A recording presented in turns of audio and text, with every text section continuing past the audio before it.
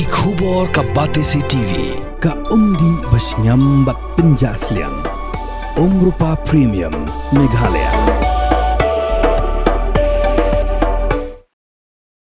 Kibor sencha Jongko West Giant Hills District Hakhmat ulber arajar punriu. Klapen long daga DC Connect nagabenta kishnong kibahap hapo kathala skin CNRD block banai kerensan ikino ilam shnong bikinnya keren Hakhmat barki Ophisar negitna terekam bapher bar banra ikimat kibedei bat kishnong jongki Haga Jingkran Play, Deputy Commissioner Jongka District, Abhinav Kumar Singh, Pynpaw biya ka Karensan lawan raknang ban pensuk yaka Jingekran, hapadeng ginang ilam shnong bakitna terekam bapher haga bala ban Pynpaw bet yaka Jingeh bar ka jubab bala ay degi he sarkar ki bedai ped. Napadeng ki dan lang haga negasngi, kilong ka Additional Deputy Commissioner kakong bibla UBDO ka Thatla Skin CNRD block Dr. Heymonmi Niang ka Assistant Commissioner ke LBR Marak dalor ki Ophisar.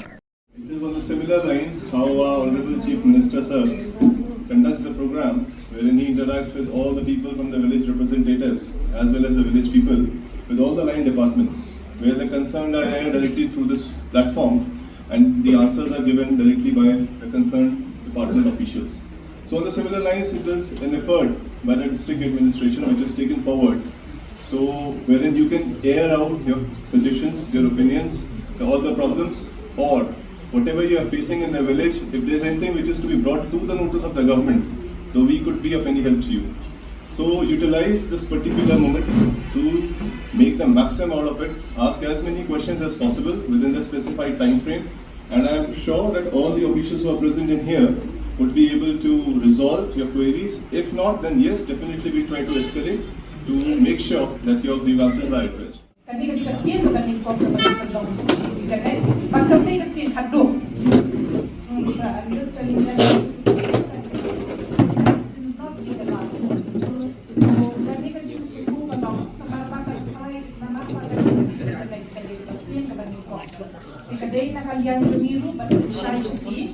Bahkan dia ke DC Connect mentani kuat apa steno indai baru ada snow.